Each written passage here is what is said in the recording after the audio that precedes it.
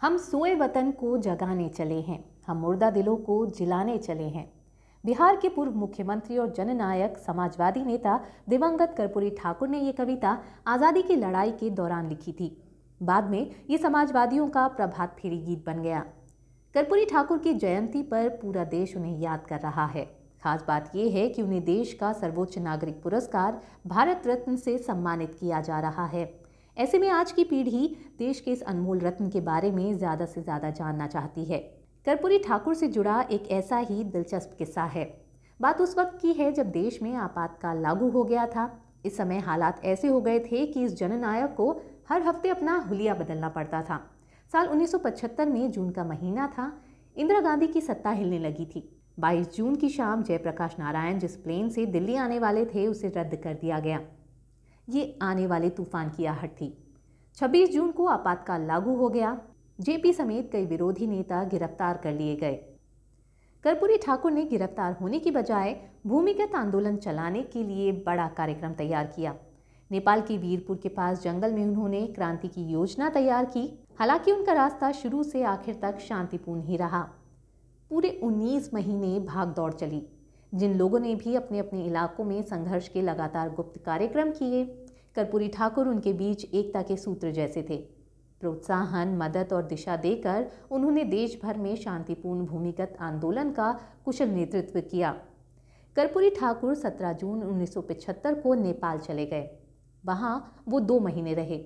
नेपाल में राजविराज, हनुमान नगर, विराटनगर, चरता घूमते रहे। बिहार में भूमिगत नेताओं और कार्यकर्ताओं से बराबर संपर्क रखा। नेपाल आने के 3 दिन बाद ही सीआईडी पुलिस का एक दस्ता कर्पूरी ठाकुर के यहाँ पहुंच गया। बिहार के सीमावर्ती जिलों के कलेक्टरों और पुलिस अधीक्षकों की एक बैठक सीतामढ़ी में हुई। इन लोगों ने नेपाल पुलिस अधिकारियों से अनुरोध किया कि कर्पूरी ठाकुर को भारत सरकार को सौंप दिया जाए। नेपाल की सरकार नहीं मानी। जुलाई के दूसरे सप्ताह में नेपाल सरकार अपने विमान से उन्हें काठमांडू ले गई। वो एक प्रकार से नज़रबंद थे। फिर सिलसिला शुरू हुआ नेपाल से भागने का। नेपाल से भागने के लिए कर्पूरी ठाकुर को वेश बदलना पड़ा। उन्होंने दाढ़ी, मूंछ और सिर के बाल बढ़ा लिए। लोग उन्हें पहचानने के आदी हो गए थे। 5 सितंबर 1975 की रात 10 बजे उन्होंने नाई को बुलाया, दाढ़ी मूंछ हटवाई और सिर के बालों को भी छोटा करा दिया, लुंगी पहनी और रात 11-12 बजे गायब हो गए। अपने मित्रों के प्रयास से नेपाली लिबास दाउरा सुरुवाल का बंदोबस्त कर लिया। इसे पहनकर उन्होंने मोहन सिंह नाम से थाई एयरवेज का टिकट कलकत्ता होते हुए मद्रास के लिए लिया। इस नाम और वेशभूषा में वो काठमांडू से कलकत्ता चले गए। दमदम हवाई अड्डे पर कुछ लोगों से गुप्त बातचीत की। मद्रास में भूमिगत नेताओं की एक बैठक होनी थी। जॉर्ज फर्नांडिस से वहाँ मुलाकात हुई, पर नानाजी देशमुख पहले ही गिरफ्तार हो गए थे। मद्रास में करीब 10 दिन रहने के बाद वो बेंगलुरु आ गए। वहाँ से मुंबई गए। तब तक नेपाली वेशभूषा छोड़कर वो मौलवी बन गए थे। नाम रखा खान साहब। बम्बई से कर्पूरी ठाकुर दिल्ली आए। वहाँ 5 दिन रहने के बाद लखनऊ आ गए। अब मौलवी वेश छोड़कर वो कुली बन गए। कुछ नेताओं से मिलना था तो वो केवल लुंगी और गंजी पहनकर पहुँच गए।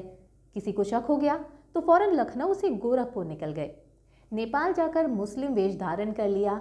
जल्दी समझ आ गया कि खतरा है तो ट्रक से जनकपुर चले गए। वहाँ से पहुँचे कलकत्ता।